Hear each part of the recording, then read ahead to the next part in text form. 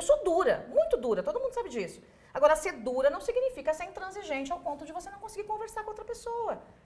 Sabe, essa coisa de você ter que... Gente, você tem que odiar a outra pessoa porque ela está num partido que não é o meu partido. É uma discussão que eu tenho dentro do meu partido também. É a máxima que pode endurecer sem perder a ternura. Né? Tem que ter. Olha lá, ele já começou aí, olha lá. Aí, eu não podia deixar sem perder pela ternura Hamas.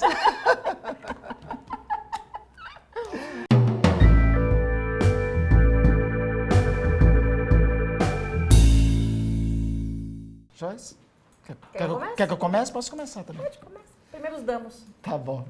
Randolfo Rodrigues, professor de História, bacharel em Direito, avô de Antônio Gabriel, pai de Gabriel e Thaís, de esquerda desde os 8 anos, quando jogava futebol e já chutava assim. Tenho convicção de construir um país melhor, justo, igualitário, combatendo também a corrupção. E eu acho que é isso. Eu sou Joyce Hasselmann, mulher mais votada da história da Câmara dos Deputados com muito orgulho, com um perfil absolutamente liberal na área da economia e conservador nos costumes, o que se define no Brasil como uma direita que está se construindo, e mulher macho pra caramba, não tenho medo de ninguém, fui líder do governo até agora, né, poucas horas atrás, e continuo lutando pelo Brasil e contra a corrupção. Vamos lá, que medo. Aqui é a caveirinha. Eu queria saber qual a opinião de vocês sobre essa briga direita e esquerda, por que o país se polarizou tanto, quem são os maiores culpados disso e quem se aproveitou o melhor da polarização e quem mais perdeu. Nossa, são 3 perguntas em uma. Começa comigo?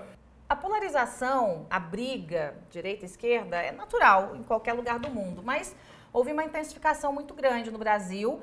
Eu atribuo isso a tudo que foi descoberto de esquemas de corrupção aí na política recente. Isso fez com que parte do povo que estava adormecido para a política, que meio que delegava, aquele pessoal que dizia assim, não gosto de política, né? Todo mundo falava isso, não gosto de política. Não é verdade, as pessoas não gostam de político corrupto. Então, as pessoas meio que terceirizaram a política e quando viram a esculhambação que virou, elas disseram, não, eu não tô desse lado, eu tô do outro. E o lado, né, que foi pego com a boca na botija, era justamente o que se definia como esquerda. Eu tenho vários questionamentos ao definir esse pessoal como esquerda, mas tudo bem, né?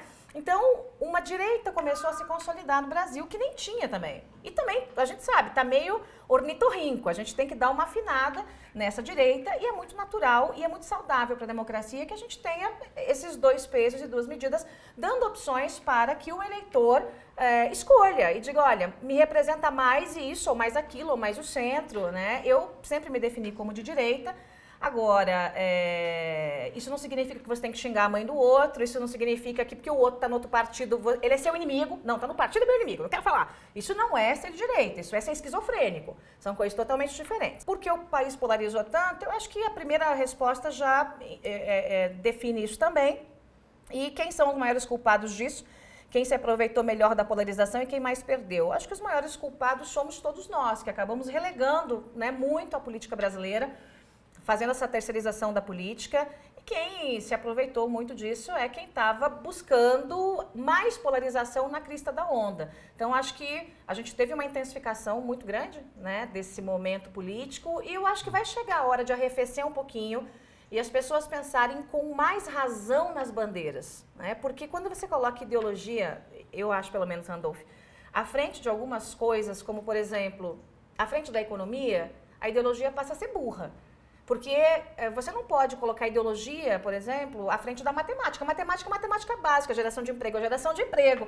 Então, o campo ideológico, a gente vai ter um monte de pautas para discutir no campo ideológico, né? Mas tem coisas que são matemática básica, que daí não tem que ter esquerda nem direita. É emprego para o povo, é fazer o país crescer, é dinheiro no bolso das pessoas. Pelo menos essa é a visão que eu tenho. Então, Joyce, eu acho que os extremos e as polarizações sempre podem conduzir a atrapalhar a democracia. Os extremos na história da humanidade sempre levaram a experiências totalitárias, seja a direita, seja a esquerda, né? A direita, os excessos, levaram o país a uma ditadura. A esquerda, os excessos, levou a experiências como da Venezuela ou experiências como o chamado, abre aspas, socialismo real, fecha aspas, do leste europeu. Então, as polarizações e os extremos acabam sempre ofendendo a democracia. O bom da democracia é que ela tolera, inclusive, ser agredida. Mas eu acho que nós temos que ter muito cuidado nos excessos, nas agressões que são estabelecidas na democracia, porque eu vou aí a uma frase que miticamente atribui a um ideólogo liberal, fundador de democracia americana, Thomas Jefferson, né? Diz que o preço da liberdade é a eterna vigilância. Então, mantendo as identidades, eu acho que nós temos que tentar construir sempre as pontes, os encontros. Eu concordo com as pontes, que foi o meu papel até agora. Acho que você ter um pouquinho mais puxado para a direita ou esquerda não é exatamente um problema quando você tem 50 tons de verde, amarelo, vermelho no meio, porque as pessoas optam. Você vê que os grupos que são mais radicais, eles são grupos relativamente menores, né? Você tem ali, sei lá, 20% que é radical em tudo de um lado, mais 20% do outro. Mas tá todo o resto no meio. Você tem 60% que está naquele bolo, que é o pessoal mais ponderado, ainda que seja mais ponderado para um lado ou para o outro. Eu sou tida como, eu digo, olha, sou absolutamente radical. Contra o quê? Contra a corrupção, contra os excessos. Mas às vezes as pessoas dizem, não, você achava que você era uma direita mais radical. Eu falei, gente, mas o que define uma direita radical? Eu sou dura, muito dura, todo mundo sabe disso. Agora, ser dura não significa ser intransigente ao ponto de você não conseguir conversar com outra pessoa. Sabe, essa coisa de você ter que... Gente, você tem que odiar a outra pessoa porque ela está num partido que não é o meu partido. É uma discussão que eu tenho dentro do meu partido também. É a máxima que pode endurecer sem perder a ternura. Né? Tem que ter. Olha lá, ele já começou aí, olha lá. Eu não podia deixar sem perder pela ternura Hamas. Olha, fiquei com amor. Eu queria ver um sugerindo uma série para o outro. Eu sugiro primeiro? Pode sugerir. Então tá.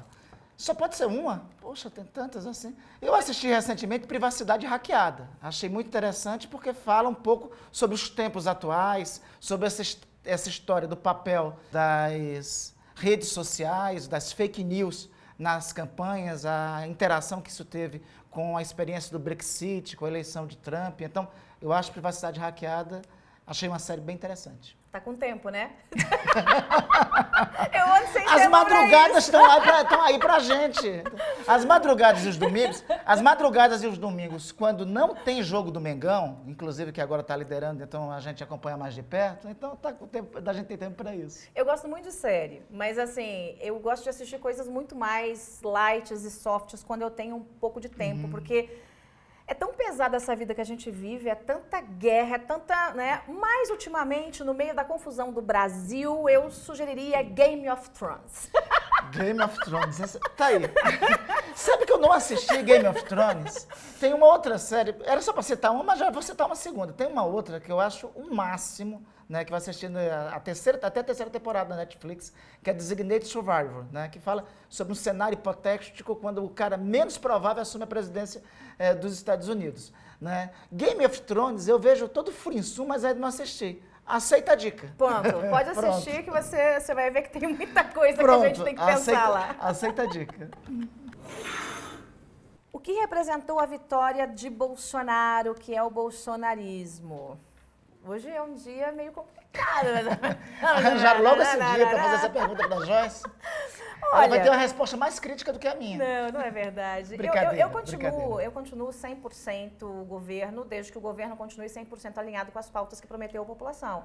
E foi o que eu disse ao presidente. Né? Então, as minhas questões envolvendo uma parte do partido que está fazendo uma confusão não tem a ver necessariamente com o Bolsonaro. Eu acho que a vitória do Bolsonaro representou uma ruptura muito importante no momento em que isso aconteceu, porque havia uma onda, né, de corrupção que tomou conta do país e, ao mesmo tempo, houve um desgoverno que refletiu em 14 milhões de desempregados, que refletiu em muita pobreza, que refletiu nas pessoas realmente muito indignadas. E eu sei que essa dor no bolso ajudou tanto na queda da Dilma quanto na eleição do Bolsonaro, porque quando as pessoas não têm o que pôr na mesa, as pessoas olham para o governante e falam, não, esse negócio aí não está dando certo.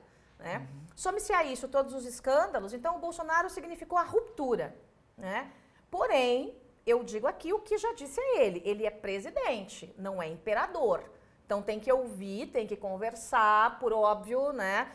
Não sei se daqui 8 anos ou daqui 4 anos deve haver uma uma eleição, ou dele para reeleição, ou de um outro nome, e a gente não pode sair por aí explodindo todo mundo. Então, eu acho que ruptura é a palavra. E o bolsonarismo é esse movimento, né, que intensificou a bandeira da ruptura. Também acho que em alguns momentos há excesso. Eu sou, como eu disse para vocês, absolutamente de direita liberal, aquela coisa toda. E eu sofro muitas vezes com alguns excessos, porque a falta de tentativa de diálogo em alguns momentos é muito ruim. A falta do diálogo, né? Não há nem tentativa de diálogo, é muito ruim. E acho que a gente ajusta isso. Acho que, como minha avó dizia, no andar da carruagem, as abóboras se ajeitam. A gente vai conseguir resolver isso aí. Mas eu creio que a principal palavra é essa. Olha, numa democracia, eu acho que quem ganha as eleições governa, quem perde as eleições fiscaliza quem governa. E a vontade popular, seja qual for, mais à esquerda, mais à direita, ao centro, tem que ser respeitada. Então, eu parto desse princípio. O surgimento do bolsonarismo como fenômeno político e social e a eleição do Bolsonaro é a resposta que a sociedade encontrou. Eu acho que o segundo turno da eleição de 2018 não foi o melhor segundo turno para o Brasil. Estavam sendo confrontados dois extremos naquele segundo turno. E um dos extremos representava um modelo que não tinha conseguido, que ao que pese, ter conseguido dar respostas em alguns aspectos da vida nacional, mas não tinha conseguido responder, por exemplo, o tema do combate à corrupção no país. Então, se tornou plebiscitário aquele segundo turno. Então, a eleição de Bolsonaro foi uma resposta da sociedade brasileira ao ambiente que foi construído, gerado nos anos que antecederam, a radicalização da própria conjuntura da política brasileira e os erros da política. A eleição de Bolsonaro tem que ser feita essa autocrítica. E por isso temos que reconhecer a legitimidade da vontade popular. A eleição de Bolsonaro é resultado dos erros da política. Começou a se banalizar muito, principalmente eu estava no Senado na época, se inocentava parlamentares envolvidos em corrupção a gradel, se banalizava as denúncias de corrupção que existia contra atores do sistema político. Isso, de alguma forma, ia ter uma resposta. Então, acho que também tem que ter, por parte da política, de quem está na política, muito respeito ao sentimento popular. O que é ser progressista hoje? Enfim, vou começar, né? Pode, vai lá. O sentido de progressista sempre teve historicamente vinculado a ser de esquerda. Eu acho que tem que ser atualizado esse conceito de ser progressista. Eu acho que ser progressista, no Brasil, é defender alguns valores que eu considero fundamentais. Eu vou citar 3 valores que eu considero centrais para se definir como progressista no Brasil atual. 1, lutar pela superação das desigualdades em nosso Brasil. 2, defender a democracia. 3, defender a região que eu sou, com muito orgulho, que é a Amazônia. Tenho muito orgulho de ser amapaense e acho que a Amazônia e o meio ambiente têm um papel fundamental para as gerações que virão. Acho que esses 3 a minha síntese progressista. Mas aí não é ser progressista, ia ser humano, Pois minimamente. Porque assim... Por isso que eu digo, desculpa, eu acho que o conceito progressista, no meu tempo de movimento estudantil, estava vinculado à esquerda. É isso. Né? Tanto que quando a gente quer dar uns cacetes lá na esquerda, a gente fala, esse progressista, essa esquerda progressista. Vamos atualizá-los, então, esses conceitos. É porque essa coisa de você querer que as pessoas saiam da pobreza, da miséria, eu digo isso muito, que a gente tem que buscar a igualdade, mas eu acho que o princípio tem que ser pela meritocracia e não necessariamente pelo assistencialismo. Essa coisa de ligar muito a esquerda com o progressismo, com o progressista e com o assistencialismo, isso me incomoda porque eu acho que as pessoas têm que ter o direito de ter uma porta de saída de qualquer assistência que você dê a ela. É claro que a fome, por exemplo, é imediatamente o que você tem que sanar. Ninguém pensa com dor de barriga de fome. E o né? Estado tem que ter um papel de proteção. De do cidadão proteção, nesse mas também de oferecer um caminho para que essa pessoa possa andar com as próprias pernas. Né? Eu tenho algumas ideias para o Bolsa Família que ficam aqui girando na minha cabeça e uma hora eu vou poder conversar aí com os ministros em relação a isso. Em relação a cuidar da Amazônia, você vai achar que é loucura, mas eu já disse dentro do Palácio algumas vezes que, por mim, eu criaria um Ministério da Amazônia. Porque, realmente, o Nordeste e a Amazônia precisam de um cuidado especial. E eu defendo isso e não sou progressista. Pelo menos não pela definição que nós temos hoje. Vamos ver se atualizando isso a gente Não, volta eu a acho que é conversar. isso. Eu acho que são princípios. Eu acho que tem que atualizar os conceitos. Não é um princípio relacionado à esquerda. São princípios humanitários. Essa ideia, por exemplo, de uma pasta dedicada à Amazônia é algo que nós temos pleno acordo. Eu só não concordo que seja o Salles o ministro, entendeu? Só não concordo Ele com é um isso. bom ministro. Ele Só é não durão, concordo mas é um com bom isso. ministro. No amor, no amorzinho. Faça um elogio um ao outro. Oh. Não, o Randolfo é um príncipe.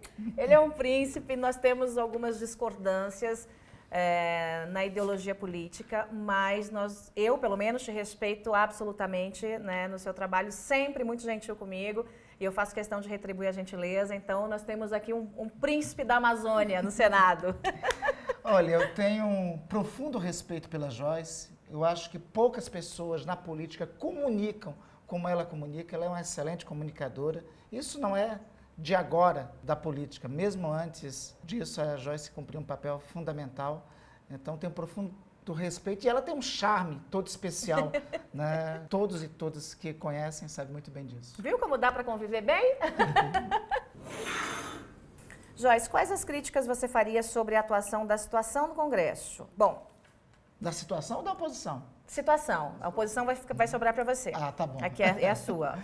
Olha, acho que ainda está faltando um diálogo mais maduro. Eu tentei fazer isso durante todo o tempo em que estive na liderança do governo do Congresso e fui criticada até por parte da militância por conta disso, porque é incrível, né? Como é que se recebe críticas quando você quer construir pontes.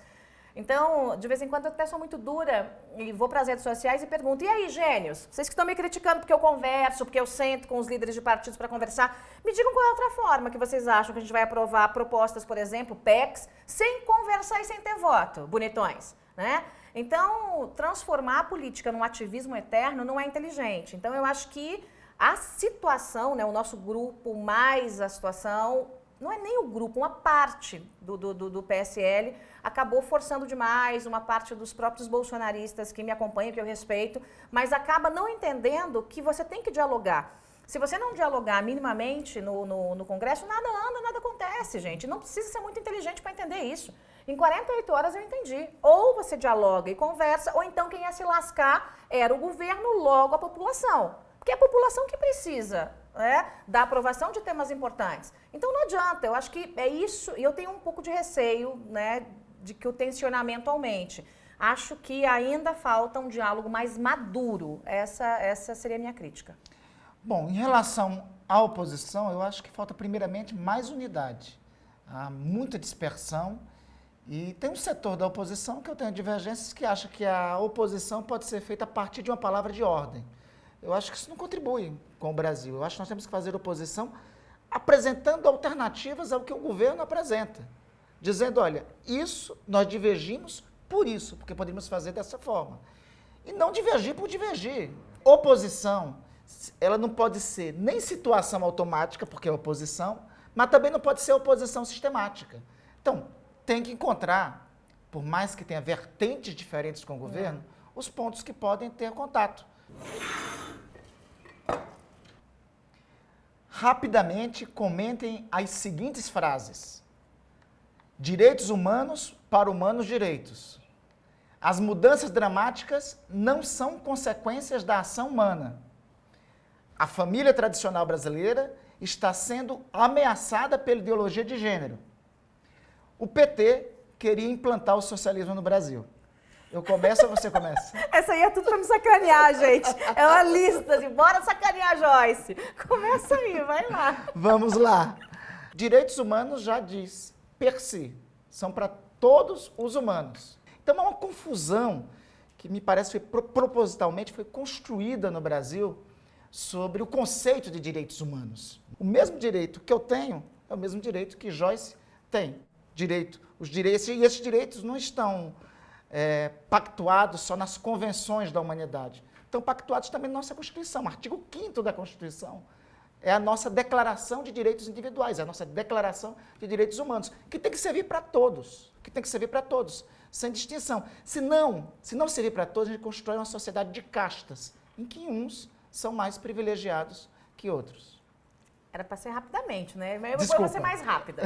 Não, é que o que eu entendo dessa frase é que essa frase reflete uma distorção que aconteceu na própria sociedade, em que algumas figuras ligadas, essa é a percepção, não estou nem dizendo que é 100% realidade, ligadas ao crime organizado, ligadas à bandalheira no nosso Brasil, acabam tendo uma defesa dos chamados progressistas, do pessoal de esquerda, uma defesa enfática no plenário, aquela coisa toda, quando os homens, os agentes da lei, os policiais, né, quando são mortos, executados pelo crime, acabam recebendo absolutamente nada. Então, isso foi deixando a população, desculpa a expressão, meio de saco cheio, porque é como se ser bandido, em alguns momentos, desse um caminho para você ser defendido e mais famoso e ter um monte de gente ali dizendo, olha, coitadinho, né, ele entrou no presídio e tomou uns tapas lá de alguém. Eu não estou defendendo que tenha que se agredir ninguém e bater, não é isso que eu estou dizendo.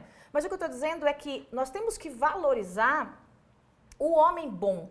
Então, claro, aquele que está preso vai cumprir sua pena, jamais defenderia nenhum tipo de tortura, ameaça, coisa desse jeito, mas o que está fora, o homem bom, o bom policial, o bom cidadão, ele tem que ser valorizado. Então, eu acho que essa distorção acabou meio que deixando a população meio de saco cheio com isso. Por isso, essa criação dessa frase, direitos humanos para humanos direitos, né?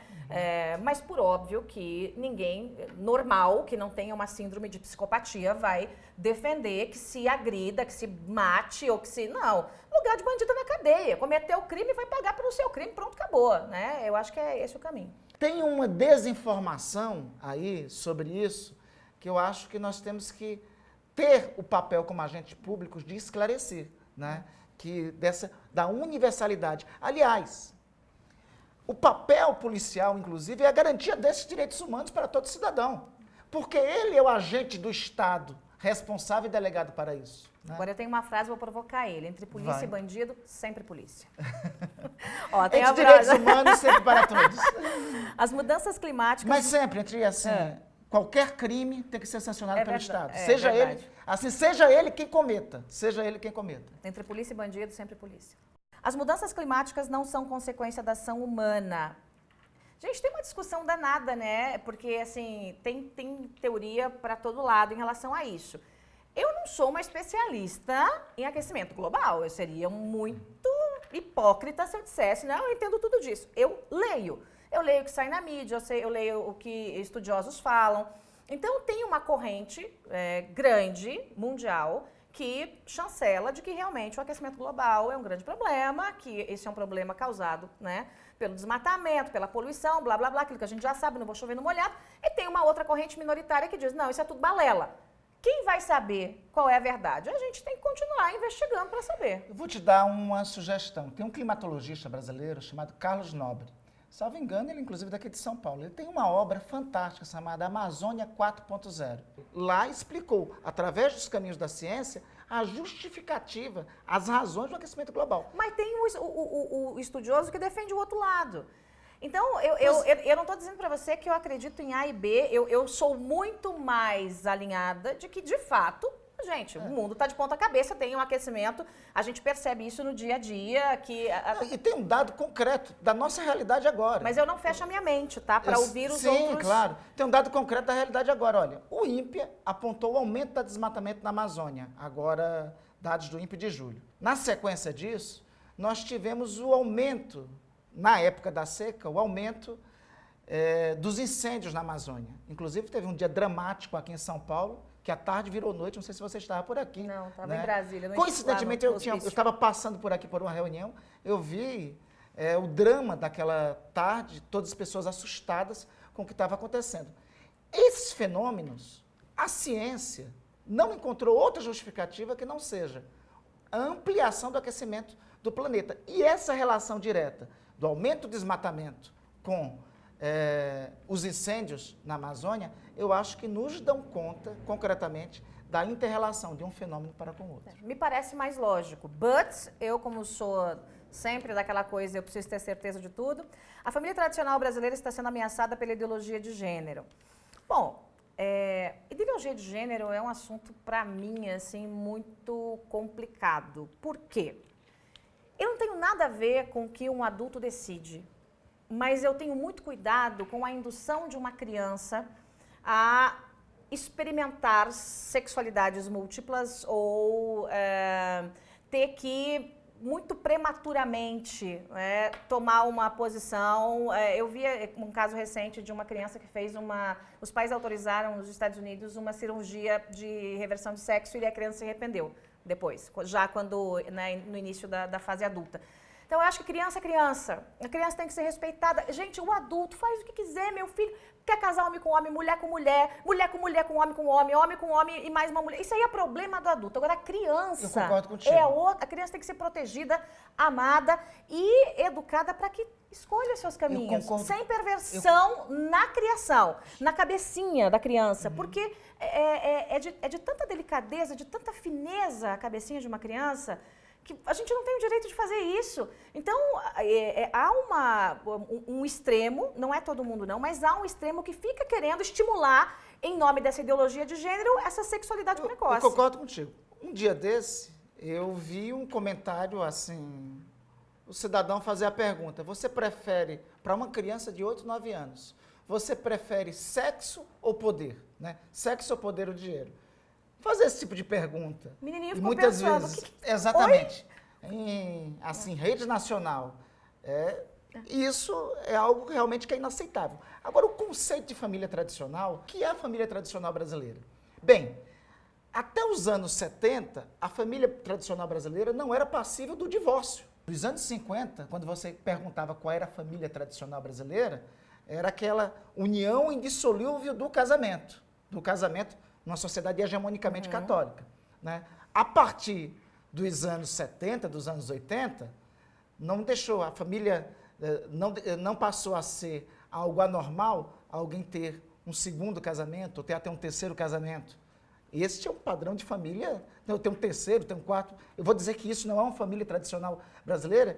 Hoje, mas veja... a questão é o tradicional, Randolfo. É uma família brasileira, mas não. O que se lê pela maioria da população? Não estou falando todos, não. Sim. Família: marido, mulher, filhos. Então, aí entra a palavra tradicional e não família. Eu não posso dizer que alguém que constitua um casal de mulheres ou um casal de homens não forma uma família. Forma uma família. Claro que forma uma família e podem adotar seus filhos e podem criar seus filhos. É uma família. Ou podem não querer filhos, porque eu também defendo a mulher que quer cuidar de filho, a mulher que não quer ter filho. Eu acho que a liberdade é o princípio. Mas eu acho que a palavrinha tradicional é o que define esse conceito que veio lá de trás do casamento, na igreja, mulher, homem, filhos. Convenhamos. Então, assim... É só o tradicional que Concordo, então, plenamente contigo. O tradicional aqui colocado leva a uma formulação que o papel da mulher seria de submissa. Uma formulação tradicional. Uma formulação tradicional. Uma formulação inaceitável. Senão nós não teríamos um presente para a política que é você, né? Eu sou super submissa. Eu sou super submissa. Um padrão da política, um padrão, veja, em que diz que a mulher, o padrão, abre aspas, tradicional, fecha aspas, que diz que a mulher é submissa ao homem, impede que as mulheres sejam protagonistas da cena. Não, mas nós tivemos muitas mulheres nas famílias antigas tradicionais que fizeram, assim, uma grande revolução. Por exemplo... Romperam com o tradicionalismo. Não, continuavam tradicionais, mas mulheres fortes. Princesa Isabel. Não fosse a Princesa Isabel, não teria a abolição da escravatura. E ela fazia parte de uma família tradicional, e põe tradicional nisso. Exatamente. E outras tantas mulheres pelo mundo que não são lembradas, muitas vezes, por seus feitos, uma ou outra pela história. Mas esse fato de ser tradicional, eu acho que é realmente uma herança histórica e religiosa da questão da mulher casar com um homem e ter filhinhos. O que não significa que um casamento entre duas pessoas do mesmo sexo não seja um casamento. É um casamento. É um casamento. Pode ser, você não pode impor que uma religião faça.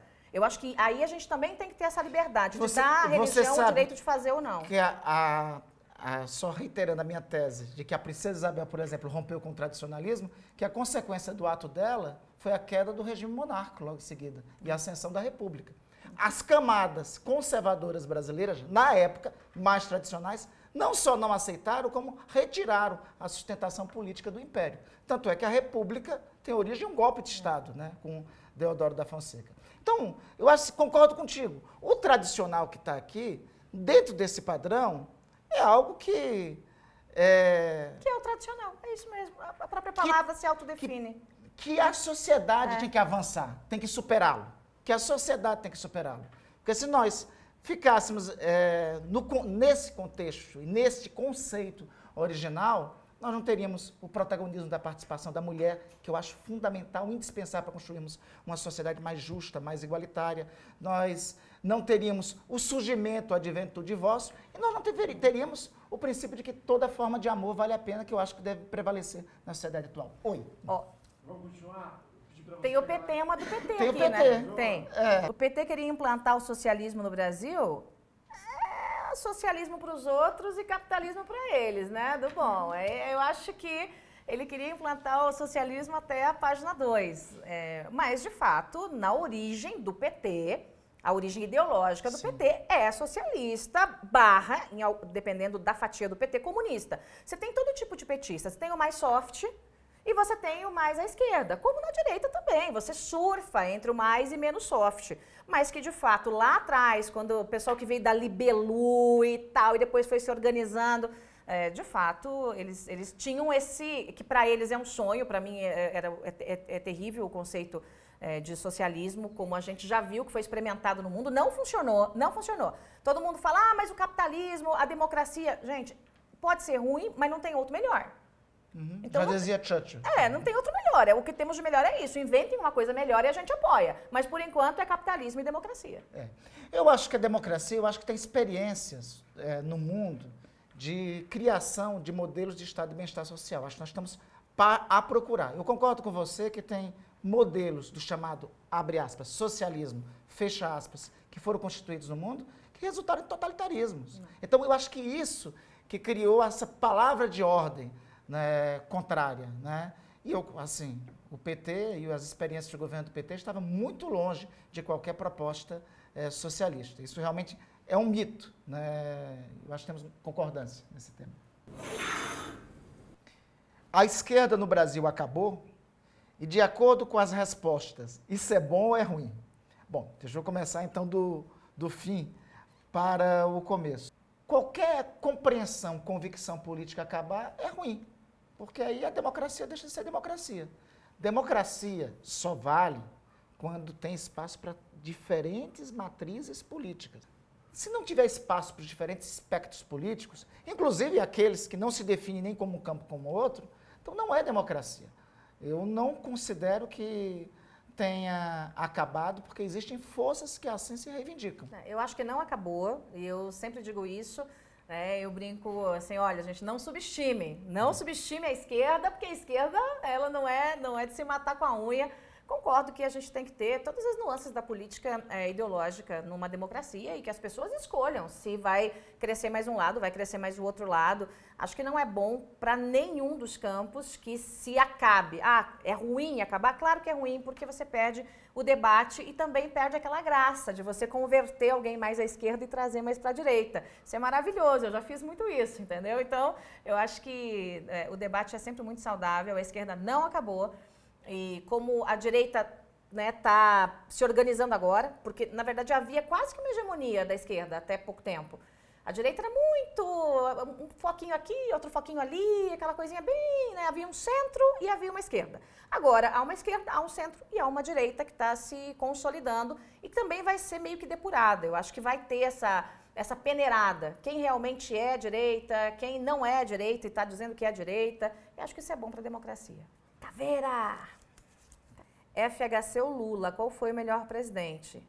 FHC, com certeza. Né? Vou apanhar nas redes aí, os bolsonarianos vão me sentar a mão. Mas se não for o FHC, daí eu tenho que dizer Lula. Não é, né, gente? O FHC foi quem colocou ordem na casa. Eu tenho várias críticas a questões ideológicas. Eu acho até que ele deu uma esquerdada, assim, um pouco, depois que saiu da presidência, um pouco maior do que deveria. Mas eu não posso ser hipócrita de negar o que ele tem de bom. Ele botou ordem na economia da casa, ele, né, foi o pai do Plano Real, né? Então, e é um homem que deixou a despensa cheia para o Lula. Quando o Lula chegou à presidência da República, e ele meio que copiou e colou a política do FHC, foi tocando ali, deu certo meio que no primeira gestão, depois começou a degringolar aos poucos, porque eles foram muito com fome na questão da corrupção, mas o FHC organizou a casa, né? Então, não vou dizer para você que foi santo, que não tinha esquema de corrupção na época dele, não sou doido, não colocarei minha mão no fogo, nunca. Mas que na área econômica ele organizou e que o PT desorganizou, isso é história, tá aí. Com o governo do presidente Fernando Henrique, nós temos uma grande conquista, que é uma conquista civilizatória, que é a estabilidade da moeda. Eu acho que tem uma crítica injusta que a esquerda fazia na época ao presidente Fernando Henrique, que era a crítica ao Plano Real. O Plano Real foi um plano de inclusão social e hoje, em perspectiva, eu acho que muitos teóricos de esquerda têm que reconhecer, porque com inflação todos perdem.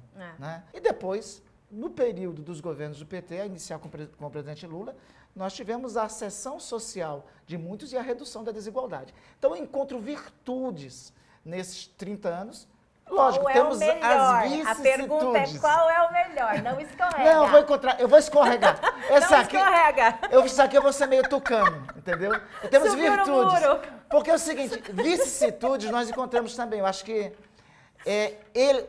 todos estes aí, todo esse período de redemocratização, flexibilizou demais com os setores mais atrasados da política, que são aqueles setores patrimonialistas, representados. Acho que a principal representação disso era o PMDB, né, ao longo do tempo. Rolou. Então, todos fizeram pacto com o PMDB, eu acho que esses foram os defeitos desses daí. Pegando só boa, entendeu? Tô pegando só pergunta boa. O que é ser populista hoje? Rapaz, hoje e sempre, né? O populista é aquele falastrão, é o camarada que joga pra torcida, muitas vezes sem ter nenhuma noção da consequência do que é ser um populista. É você prometer trazer uma praia natural para o centro de São Paulo, né? Então, eu não jogo para a torcida, né? Eu gosto muito dessa relação pessoal, quase íntima, com o meu seguidor, que parece que ele está dentro da minha casa, eu converso, eu atuo, de vez em quando dou bronca também, mas eu não vendo demagogia, eu não vendo populismo. Então, e isso tem um custo, né? Porque por vezes eu sou criticada por isso. Então, acho que o populismo de hoje é o mesmo de ontem, de anteontem, do século passado. Populista é populista. E tem populista à direita e à esquerda. Claro que tem, para todo lado. Tem populista dos dois lados. Via de regra, o populista ameaça a democracia. É isso mesmo. É o grandíssimo de um mentiroso, essa que é a verdade. Quem se enquadra nesse campo do populismo, à direita ou à esquerda, ameaça instituições, ameaça a democracia, ameaça a estabilidade democrática. Olha, chegou. Vocês acreditam em signos? Eu posso começar essa. Eu não entendo nada de uma patavina de signo. Mas qual é o teu? É aquário. E aí, uma vez, alguém, que eu sei lá quem que é, perguntou para alguém que me conhecia qual era a data que eu tinha nascido, hora, não sei o quê, e aí ela disse que eu sou aquário, com ascendente aquário, lua em aquário, eu sou toda aquário, e tá. Mas apesar de não entender bolhufas disso, eu presto atenção que tem muitos aquarianos que eu conheço que têm um comportamento um pouco parecido em algumas coisas. Então, não é uma questão de acreditar ou não. Eu acho que para quem estuda tem uma ciência aí por trás disso. Eu sou completamente ignorante no assunto. Mas acho que pelo menos o jeitão das figuras, a depender de signos, luas e etc e tal, tem ali uma coisa semelhante. Eu vou trazer aquela definição do espanhol, né? Eu não acredito em las bruxas, mas que elas há, né? Olha, eu nunca fui de acreditar muito. Eu sou de Escorpião, né? Certa feita, numa situação muito parecida com a tua, uma moça disse: você é de Escorpião, com ascendente Escorpião, com lua Escorpião, com não sei mais Escorpião. Eu fiquei com medo, né? Com a definição que ela demonstrou. E também eu já vi, dizem, e acredite, eu acho que isso é verdade, que os de escorpião têm um gênio um pouco mais forte. Eu tento controlar o meu de vez em quando. Aquariano diz que é para frente. Diz que é para frente, assim. Diz o escorpiano. Diga o que você acha. Impeachment da Dilma. Adorei. Descriminalização da maconha. No.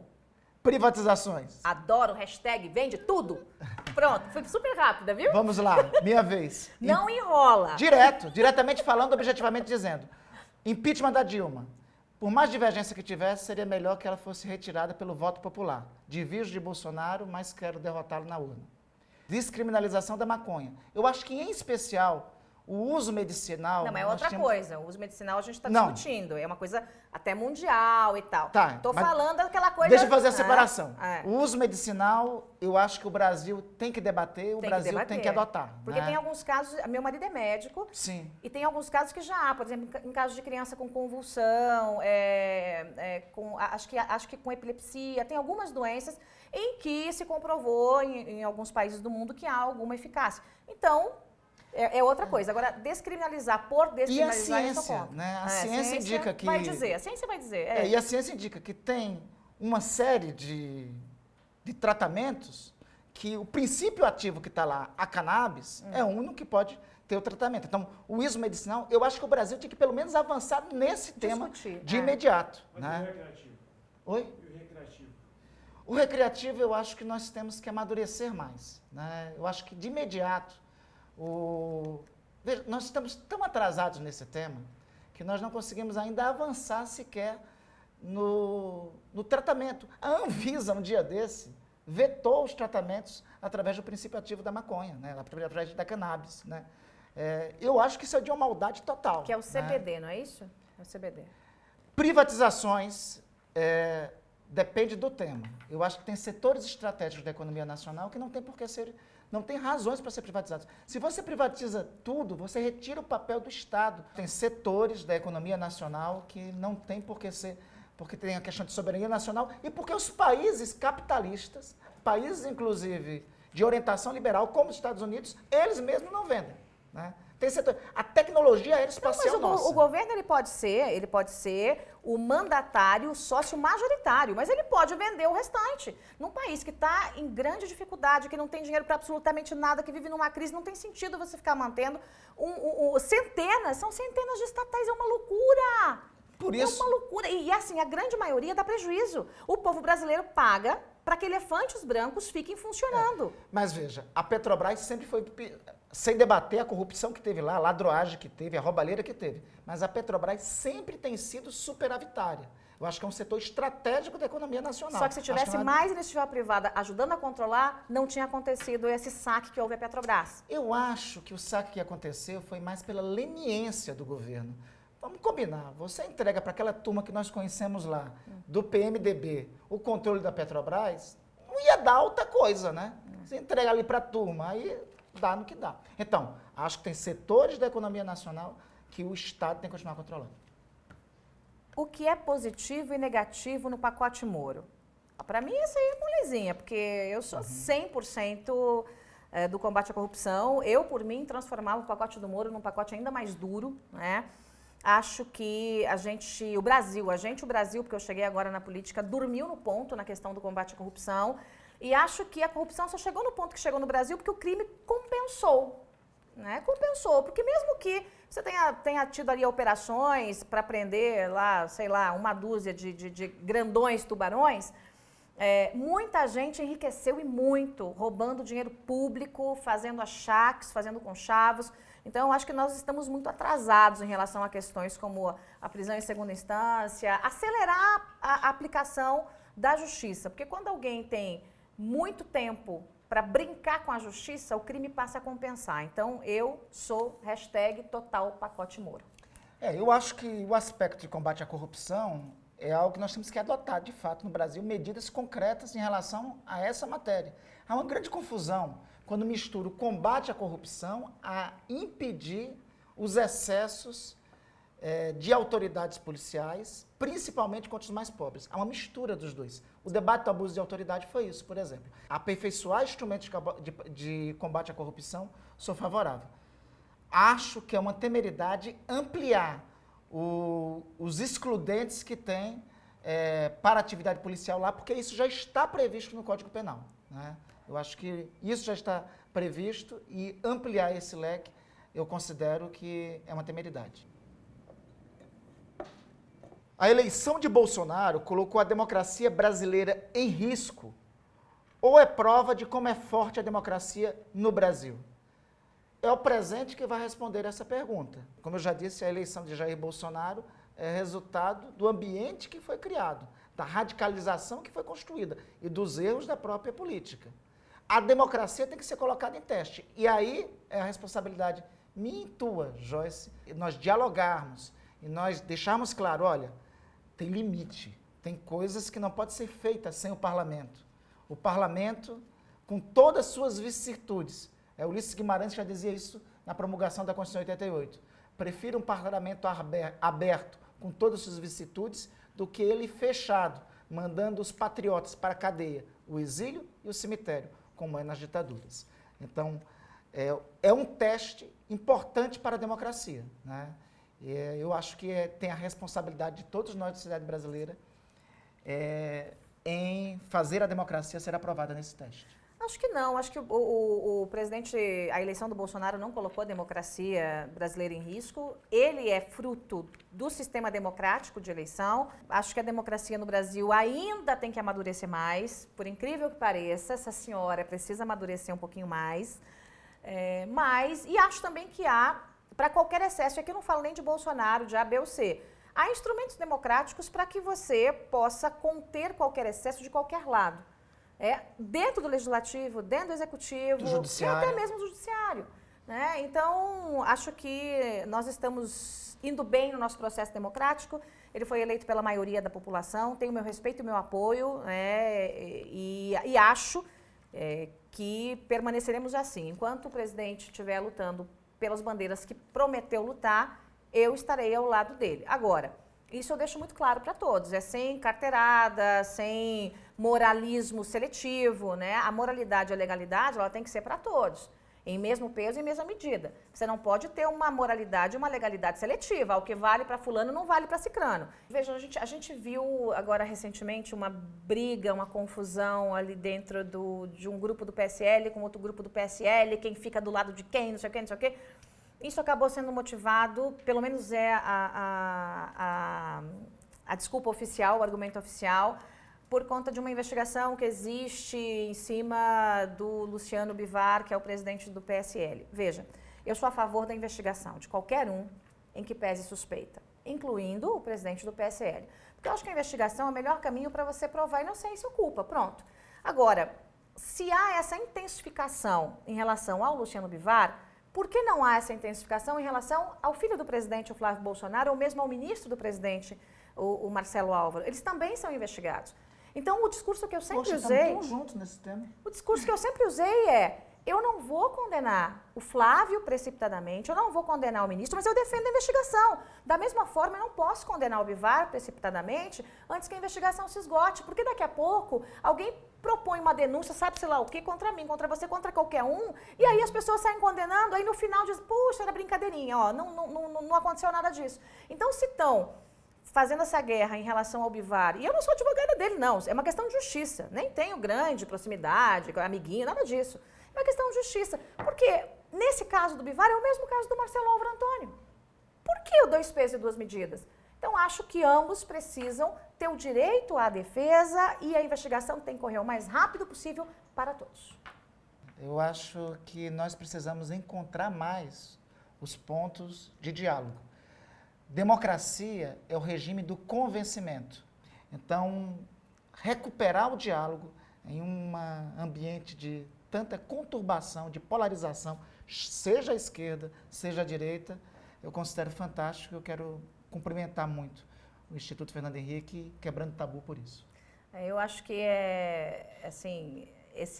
esse diálogo é fundamental, é o que a gente mais está precisando intensificar dentro do Congresso. Eu consegui ter uma boa relação com todos. Eu acho que dentro da Câmara tem 2 pessoas com as quais eu não consigo conversar muito, que daí é uma questão muito ideológica mesmo, a Gleise e a Maria do Rosário, é muito difícil conversar com elas, elas são terríveis, né, de diálogo. Mas com o restante todo, a gente precisa ter isso, e é isso que vai fazer com que a gente amadureça e faça o Brasil andar para frente. Então, a iniciativa, para mim, é fundamental. O Randolph aqui é um príncipe, um lorde, né? Então, obrigada pelo carinho. Estamos juntos aí, viu? Obrigada. E mais recentemente, eu acho que mais próximo, né? Você sabe... Para as notórias razões. Você sabe que eu vou apanhar por esse carinho todo, né? Mas tudo bem, eu tenho corredor.